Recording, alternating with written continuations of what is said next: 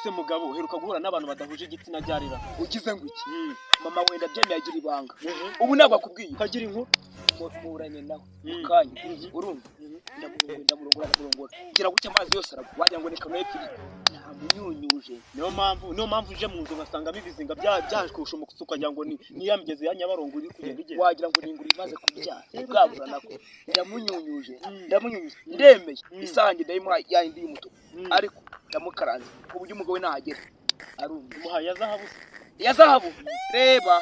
muhaye ikozwe muri diamond urukumva muhana indi yanjye asasoma ndemeye ndayimuha ariko kajya nkubwire kumbwira ko cyo ngende umwana wonge birambabaje nese kubona ko turi abatindinya kujya nta n'ikintu dufite kugira ubuhe uje utaza nicyo kiro cy'ibishyimbo wenda nguzo wenda witakome n'inkavuga kubete wenda n'ibizi bitakare kwibatisha reba nzana ikiro nabazaniye amagara y'isimuka kuki mwifuza ikiro mve kandi ukagifite cyo nguki nta munyunyuje ndabigutuye ahubwo ngiye nanjye gufata amazi ye yandi asukana nanjye kwabazana ngo mushigishe no muri menyere nkaba ngigikuru okay muri make tunywe imihango muraka mu mihango ya nyokonyi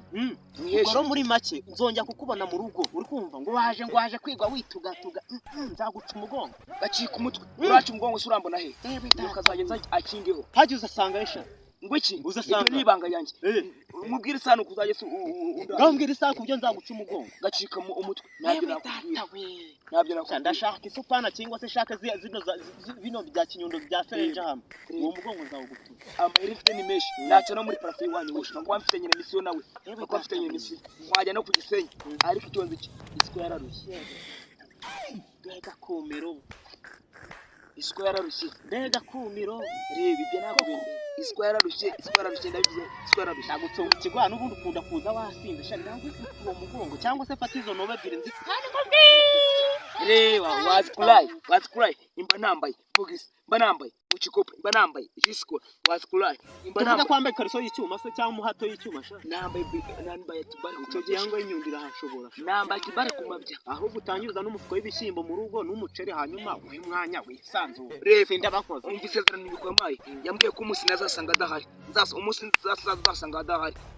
hari mushiki wawe ugeze mu gihe cyo gupfunda amabere nzamukaragana muri make ugiye gufata mama hanyuma ufate n'abashiki banjye bose ubagira cyane ahubwo nawe nureba nabi nzagutinga yewe data we nta mikino ubu abazengereza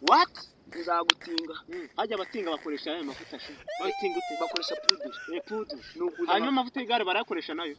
nuko udafata kuyo kawe bakamenamo poudre na gikotori nrangiza kuvoma